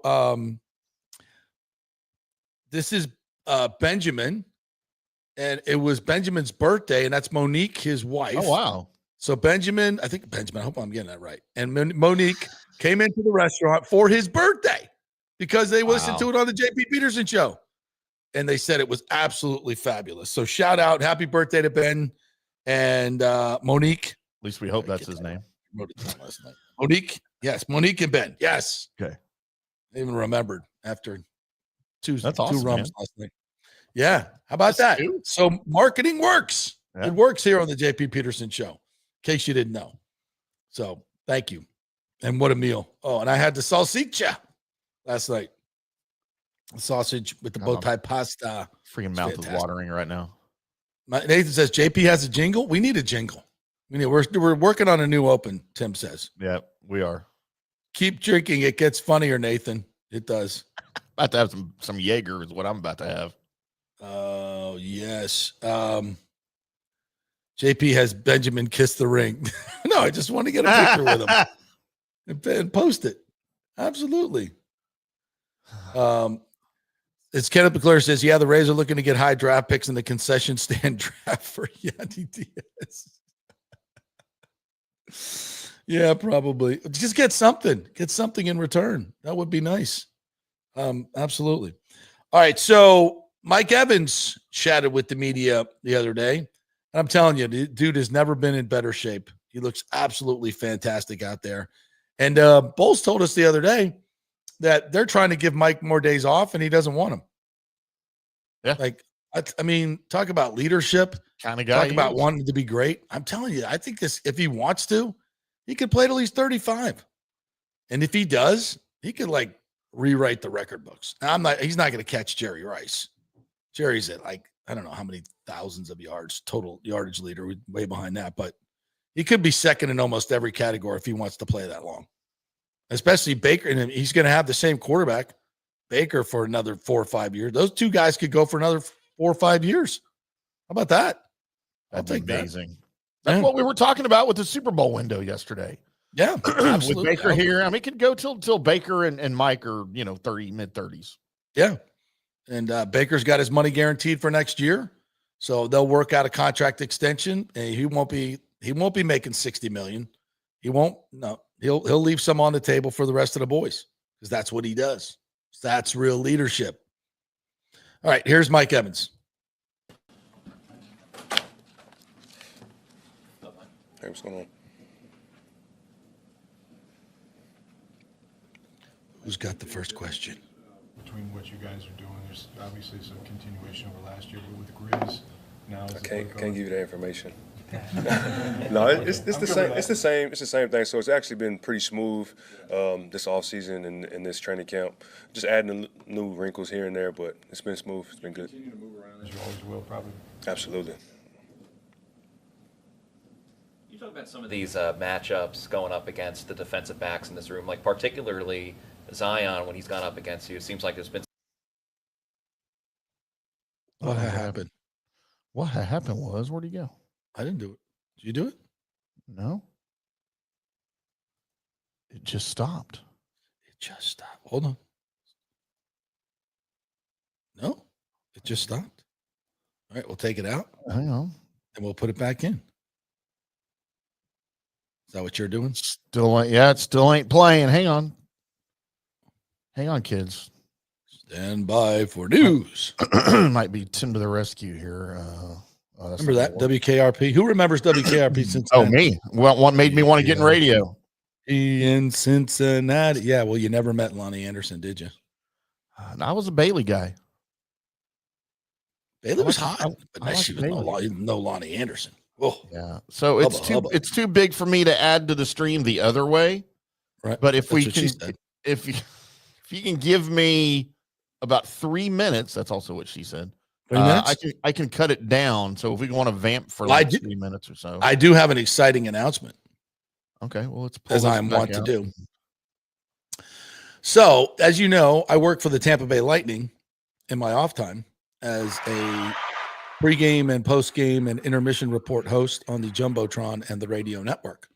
You do. Well, the Tampa Bay Lightning production crew, including moi, have been awarded, let me see if I get this picture, the Stanley for game presentation. So this is the best game presentation. We've been a finalist, I think, 3 years, and we've always lost out to the stinking Las Vegas Knights. But there you go. There's our trophy. Screw the right Knights. there.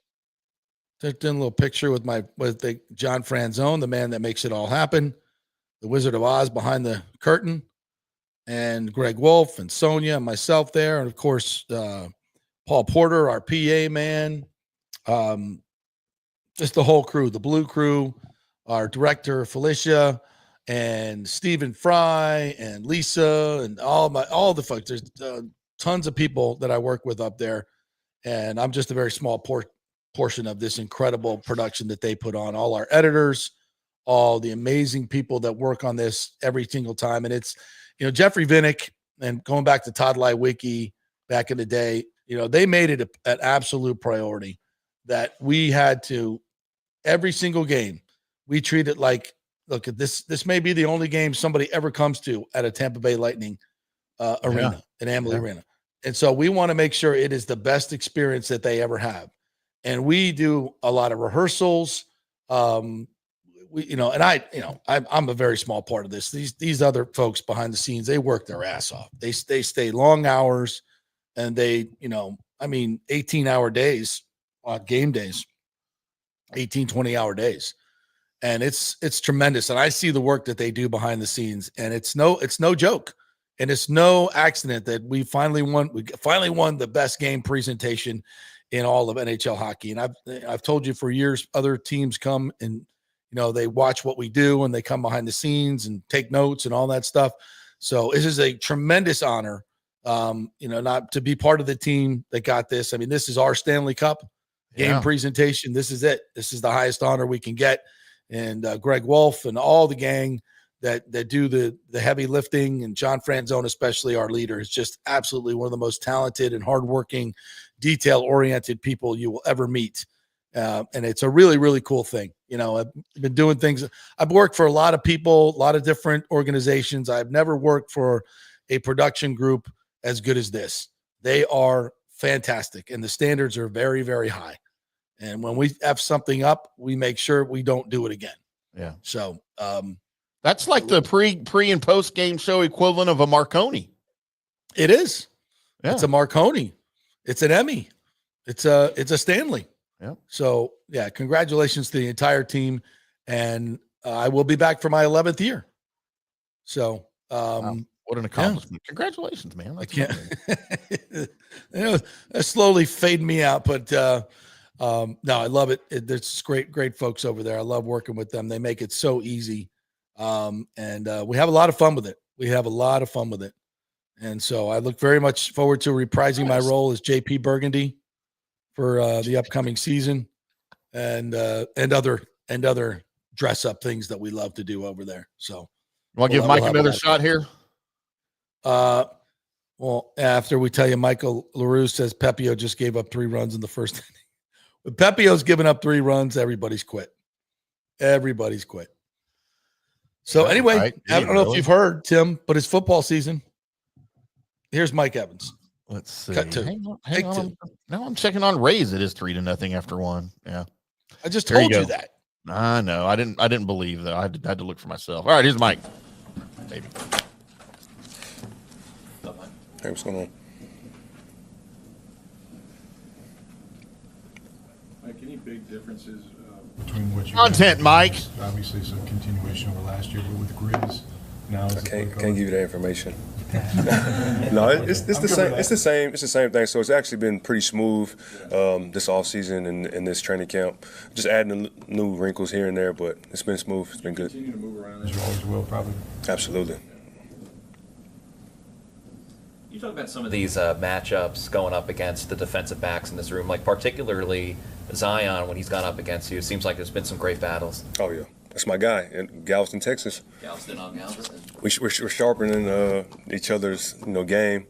It's crazy, seeing him and his brother when they were young, and now I've been competing against him, and he's been my teammate for 4 seasons now. He's come a long way, and one of the best corners in the game, and it's a battle every time we go against each other. He was talking about too, like that last game of the season, of the regular season, Mhm. how much it meant for him to be part of being able to get the ball back so that you could have that big moment. He's like, there's no way I was letting them get past me on that. Just the fact that your teammates want so badly, they wanted so badly for you to have that, and now they want so badly for you to be able to sit atop the record books all by yourself now. Yeah, that's what makes it even more sweet. That people want it just as bad as I do. So I appreciate them for that, and look forward to having a great season on both sides of the ball. Mike, you guys have been outside in some record heat indexes. How nice is it going to be inside tonight? I'm not a big fan of turf, but not being in the heat is a plus. So it's like, choosing your battles right here. So I guess we'll take this without the heat. But the record heat, it always feels hot in Tampa no matter what it is. So it's always hot. Would you say, obviously, when you won the Super Bowl, you won it all. But with the running attack that you have, the receivers, Baker, the offensive line, would you say this is as balanced as it's ever been for you as a Buccaneer? Well, very balanced. We got the same team as last year with a couple of really good rookies additions. It's the same. I mean, I don't know. We have to see. We have to see when it starts firing and real games come. We got to see. So very balanced so far, but we got to see.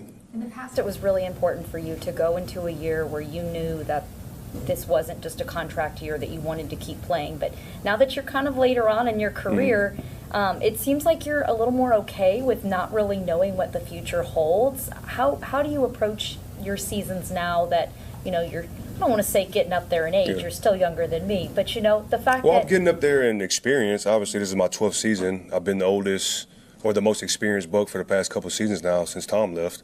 And, I feel pretty great, though. I feel pretty great. But as I'm getting older, I'm just focusing on what's in front of me. And, that's this season. So, like, when you don't kind of know, like, if this is going to be it for you or not, are you just more hyper aware of some of the things around you maybe than you would have been in the past? I just feel like I'm just more grateful. I've always been grateful, but I have a different type of gratitude now as I'm getting up there and experience. And, watching the young guys, and that motivates me, and winning motivates me. Yeah, a lot of the young guys. We asked you about it later or earlier in the offseason, but Emeka Egbuka's had some training camp days under his belt now. What have you seen from him, especially now that you guys were in paths yesterday and his strike? I've seen what I've expected to see from Emeka. Already a true professional. He's going to be an unbelievable playmaker and have a great career in this league.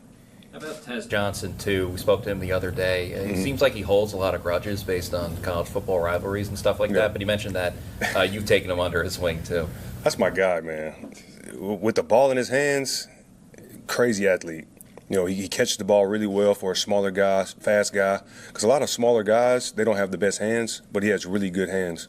Is he as fun to hang out with as he is, like, with us? I mean, he's an absolute... He's fun with y'all? Oh, my God. Oh, yeah, same. I mean, like, you could be having the worst day ever, and he just comes to the podium and just, he's so entertaining. There you go. We cut it off a little bit early there. There you go. Mike Evans. Such a good dude, man. Why'd you cut it off there? I had to cut it off before 5 minutes because that's the most you can have on that part of where we played it from. Okay. So anything over 5 minutes, we have to put in the stream manually, but pulling the curtain back a little bit, so I had to cut it off right there. But interesting that Ted's my guy. Ted's is my guy. Yeah. That is. I wonder if that helps him in making the team. I was about to say. I mean, I think Ted's is going to make the team. You can't cut a dude if he's Mike Evans' guy, right? You just can't play your cards right. Politically, right. Make friends with Mike. You can't be cutting my guy, right? Cam Johnson, what are you doing? You better start washing Mike's car or something. Mike's due for a contract again here pretty soon. You don't want to piss him off. I know. Yeah. They have to pay. They're going to pay some guys. Cap's going up though, guys. Cap's going up 25 million. Yeah, there's plenty of money for everybody. Unless you're the Dallas Cowboys and you wait to pay everybody 2 years late. Absolutely. What the hell's happening in the Rays game? They're down 3-0. 3-0, top of the second. Well, how'd Pepio give it up? Camanero's at bat right now. All right. Let's see. In the Yankees bottom of the first, Dominguez flied out. Chisholm struck out swinging with 2 outs. Stanton homered to left center. 2-run shot. And Bellinger scored. Oh, and then Bellinger singled, and then Stanton homered. Right. Oh, God. So Bellinger singled in Goldschmidt. That's a bad start. And Pepio's usually a strong starter. So let me see this. Great lineup tonight. Simpson leading it off. Already struck out. Bilau's in there to 2-hole. Diaz in the 3-hole. Aranda in the 4-hole. No Morel in the 4-hole. Well, Caminero. Yeah, this is my favorite lineup. This is my favorite lineup today. So Caminero in the 5-hole. Aranda in the 4-hole. J-Lo in the 5-hole. DeLuca batting 7th. Yeah, J-Lo 6th. DeLuca 7th. Walls 8th. Fortes 9th. But so far, nothing but strikeouts. No hits. Nothing. All right. Not quite through the lineup yet. I mean, you're only 7 deep out of the lineup, so we'll see. Hey, but we still got Morel coming off the bench and Kevin Kelly, so we got a shot. It's Pepio 89 degrees in the Bronx.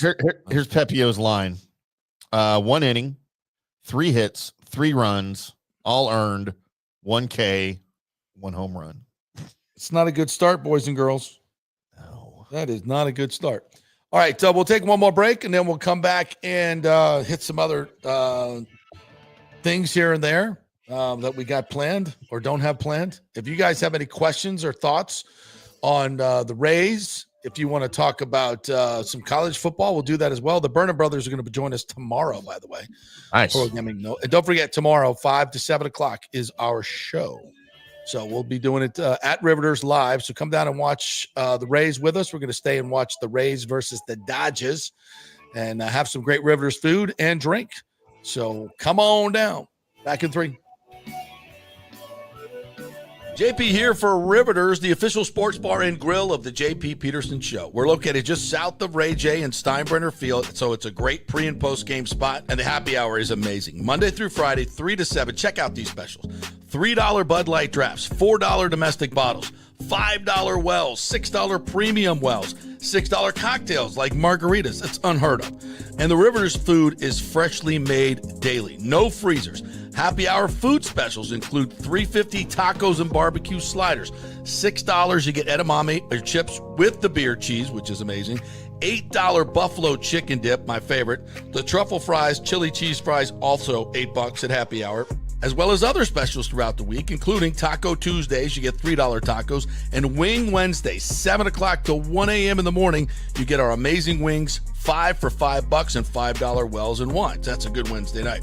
So if you're tired of the preppy, overpriced generic sports bars, come see the amazing, friendly bartenders and staff at Riveters, where customer service really matters. Riveters, just south of where the Rays and Bucs play. We'll see you there.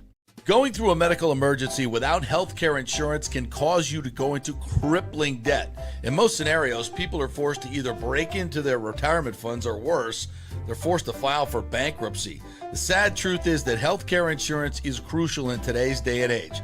Look, I get it. Many of you think you're never going to get sick and health insurance is really expensive. Well, we can help you out with that. Depending on your income, we can find great plans and huge discounts. God forbid you get cancer, a car accident. It could literally ruin you financially for life. So make the call and find out. Even though the open enrollment period is over, you may have some qualifying life events that can help you get covered right away. It can be very complicated, a very intimidating process, but we can help. Go to our website and check out all the 5-star reviews about our helpful agents. Go to don'tgouncovered.com or call 800-669-1505. That's 800-669-1505. Spring means a time of renewal and Rays baseball, and the folks at Italiano Insurance want to welcome the Rays to Tampa and remind you it's time to renew those insurance policies with the now famous Italiano Insurance Checkup. Let the experienced and friendly agents shop your policy for the best price and coverage. Famous for saving me over $1,000 on our auto insurance last year and over $500 on our homeowners. Now that's a grand slam. Might as well get a double play by adding flood insurance and business insurance to your portfolio.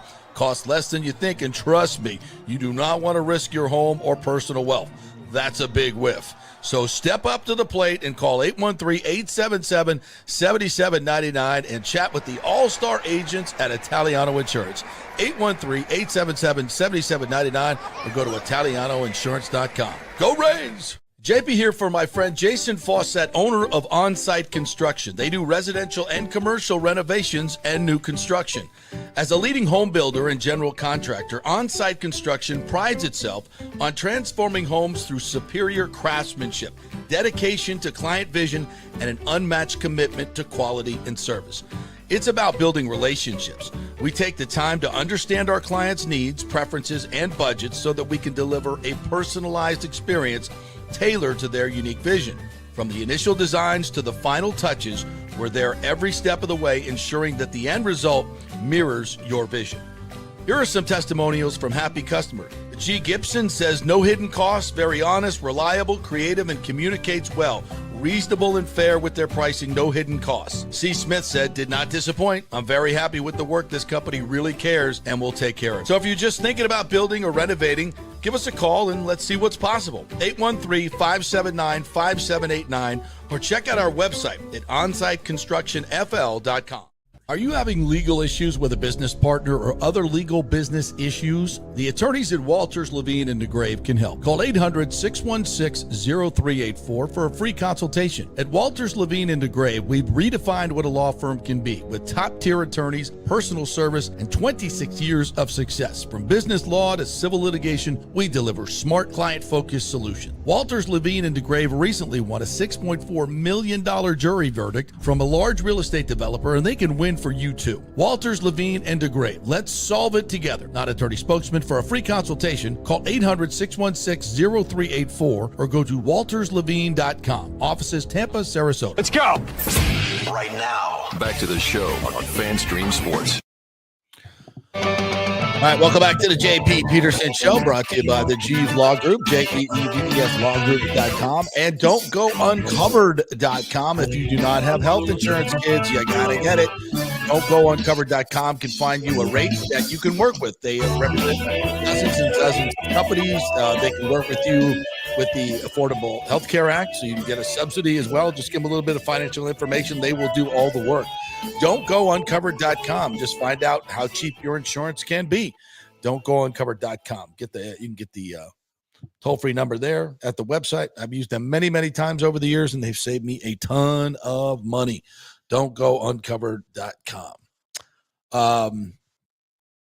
All right, a couple of notes here. There's we talked a little bit about this yesterday. The Times has done a story on Hulk Hogan's death.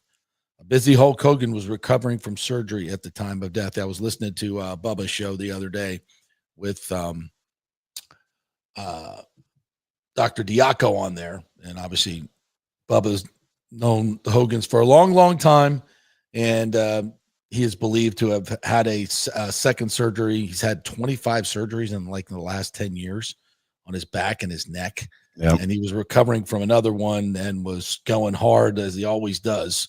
And just probably had some complications and passed away at the age of 71. So that Very sad, but we're finding out more and more about what happened with the Hulkster. Were you a big Hulkster fan growing up? So, I mean, yeah, by the time, I was my wrestling, I guess my wrestling interest really ended in the late 80s, around 87, maybe 88. So, I mean, he was big in the wrestling world by then, I think. So, I mean, obviously I was aware of it, but I mean, I followed him more as a pop culture, his reality show with his wife and his family at the time back then. And then we also had a Dallas Cowboy offensive lineman that dated his daughter Brooke for a long time, like in the early 2000s, I think. Mm-hmm. So he was always in the news here with the Cowboys because of that, Right. So, I mean, I won't say that I was a huge Hulk Hogan fan. I mean, I liked him, and if he was on something, I'd probably tune in to check it out, But have you seen the latest controversy about his burial now? No. So apparently there was some, I guess, argument or contention about what he was going to be buried in. He wanted to be cremated. And I guess the family decided against that, as a lot of families do. A lot of families don't agree with that type of thing. My mom wanted to be cremated before she died, and we all said, to hell with that, and we buried her, What's she going to do, complain about it? But apparently there was half of the family that wanted him to be buried in his wrestling garb, and the other half of the family, including Sharon, that's Ozzy, sorry, about his current wife, wanted him to be buried like in the respectful suit, right? Right. So there was this, like, from what I read this morning, there was like discussions of a lawsuit, like about what to bury him in. Yeah. And so I don't know what he was buried in. I don't know. I wasn't able to see what the final result was, but what do you think Hulk Hogan should have been buried in? Now, for me, I'd have done the tux with the bandana, right? Because you never saw him without the bandana really after he went bald, right? So the bandana is a part of that's his look, his persona. But I go full wrestling garb. Full wrestling. Would you really? Garb. Yeah. Absolutely. Yeah. And I think that's the way Hulk would have wanted it. Yeah, you think they give me in a Hulkamania before he died, right? Yeah, I would say give me a Hulkamania shirt, halfway, like with his hands right here, partially torn. Right. Guns out. Yeah. Guns ablazing. Just like he looked at the Trump rally, right? Tearing Absolutely. off that's how I picture Hulk, even at 70, being able to rip his shirt off and stuff. That's crazy. But I thought that was nuts. Yeah, when you get families. I mean, all families, not just everybody. Oh, when it comes to, man, like last wills and burials and all this stuff, and then the money. Oh my God. See, that's why I regularly maintain. That's why I regularly maintain family is overrated. Nobody needs it. Totally overrated. Nobody needs family. It's just ridiculous. Yeah, we just went through that as a family with my 94-year-old dad arguing about which home he should be in. Yeah. Going to court over it. Good grief. That was all on my sister and my brother-in-law. Just absolute ridiculousness, wasting tens of thousands of dollars in legal fees. So we could argue on where my dad, what home he went to. He's going to be in. And we wanted him in San Antonio, me and my brother, because he lives there, and we could go visit him, and I could go visit him a lot easier than I can way out in California. Oh, yeah. Take a week off from work and, get a car, longer flight, hotels and all that stuff. It goes to my brother. I stay there with my brother, a lot easier, cheaper. I can see my dad. I did it twice in 2 months when he was there. Yeah. Yeah. Whereas in California, it's hard to do. And yeah. So, but no, that wasn't. Plus, nobody deserves to be in California against their wishes. Exactly. It was great when his wife was alive. It was great just to go visit her a couple times a week. I saw why, but she's passed. So he really has nobody in California. My sister barely ever goes to see him. Yeah. But she wanted to exert control over the situation. God, sorry you had to go through that. It's just awful. It's so ugly and awful. No. What's best for him? Don't you think he wants to see his sons a lot more? Yeah. We took him to the rodeo. It was awesome. He had a great time. Got him a beer. You know what, JP? Steak joint. Here's to JP's dad as I do my daily Cheers. Yeah, Jaeger absolutely. shot. Cheers to JP's Cheers to you, dad. Pops. Right here, Sorry they had to drag you back to California, and now I can't come see you anymore. Can't take you to the rodeo in Texas. They had to drag his ass back so we could sit in some, really nice place in Newport Beach. Can't go to a rodeo in California. You go to the rodeo in California. Well, there's nobody to take him there. My sister certainly ain't doing it. Right. Get her Gucci's messed up. She might get poop on her Gucci. The hell with them. That's just so crazy. Anyway. Insane. Right? Terrible. Just people fighting over stupid stuff like that. Michael LaRue says Brandon Lau has an $11.5 million club option. I'm guessing the Rays pick that up and try to trade him in the offseason or just keep him. $11.5 million probably won't be a big deal anymore with new ownership. No, not for an all-star second baseman. That's the key. Yeah. I mean, we'd love for him to stay healthy, but, if at $11.5 million for a all-star power hitting second baseman when you have no power in the outfield, yeah, of course you want to keep Brandon Lau. I've been at times done with him because of his propensity to get injured, which of course he was on the injured list, but came back and had a big hit. So yeah, at this point, I would keep Yandy. I would keep Fairbanks, and I would keep, depending on what you get for him, right? I mean, everything is dependent on what's being offered. And so far, it doesn't look like much is being offered. I don't, the catching prospect, again, he's having a nice year at AAA, but he's 28 years old. If he was that good, he would have been up in the bigs before. Yeah. So I don't know hardly anything about him except his numbers, but no. Would you rather have Brandon Lau at $11 million or Marcus Semien at 20? Because that's what the Rangers are paying their second baseman. I'll take Brandon Lau. I think I tend to agree with you. Yeah. What's Semien having a good year? He had a World Series though, didn't he? Oh, absolutely. He was an integral part of the World Series. Now he had a huge slump that lasted most of April and halfway through May, but he has since picked himself up. And he's having a pretty good year so far, but still $20 million is $20 million. The Rangers invested $500 million in their middle infield with Corey Seager and Marcus Semien with their contracts the year before the World Series. But it got him a World Series, so nobody complained. Intern Danny's giving me the heads up. No trade?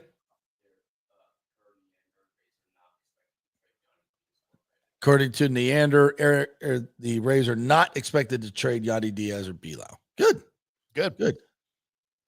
I think they'll dump whatever they could dump for this year. Anybody on expiring contracts, but if they can keep them and they're good pieces, I think they'll keep them. And, well, that looks like what's happening. So, you think Patrick Zalewski got on the phone and said, "Don't you dare! Don't you dare! Don't you dare! Don't you dare sell off Yandy Diaz to the Red Sox? We're not going to let you. We're not going to let you." We're down 6-0 to the Yankees now. 6-0. That is correct. What happened? What happened? Pepio's getting shelled.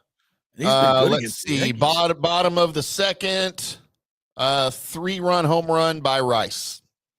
Jiminy Christmas. Jim Rice is now hitting home runs against the Rays. Jim Rice is hitting home runs against the Rays. God, how bad has it gotten?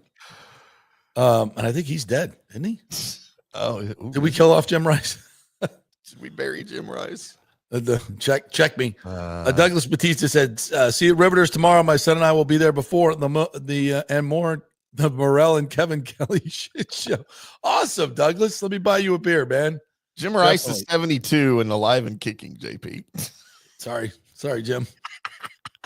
We have to apologize to Jim Rice, Bill Clement, and Gary Thorne on a regular basis. Sorry about that. You get confused at times. Rick says dying broke is not sad. It's called having a good timing and a great budget. Besides, the kids fight over it. Absolutely. I tell my kids, I'm dying broke. I gave you all I can give you. They'll be fine.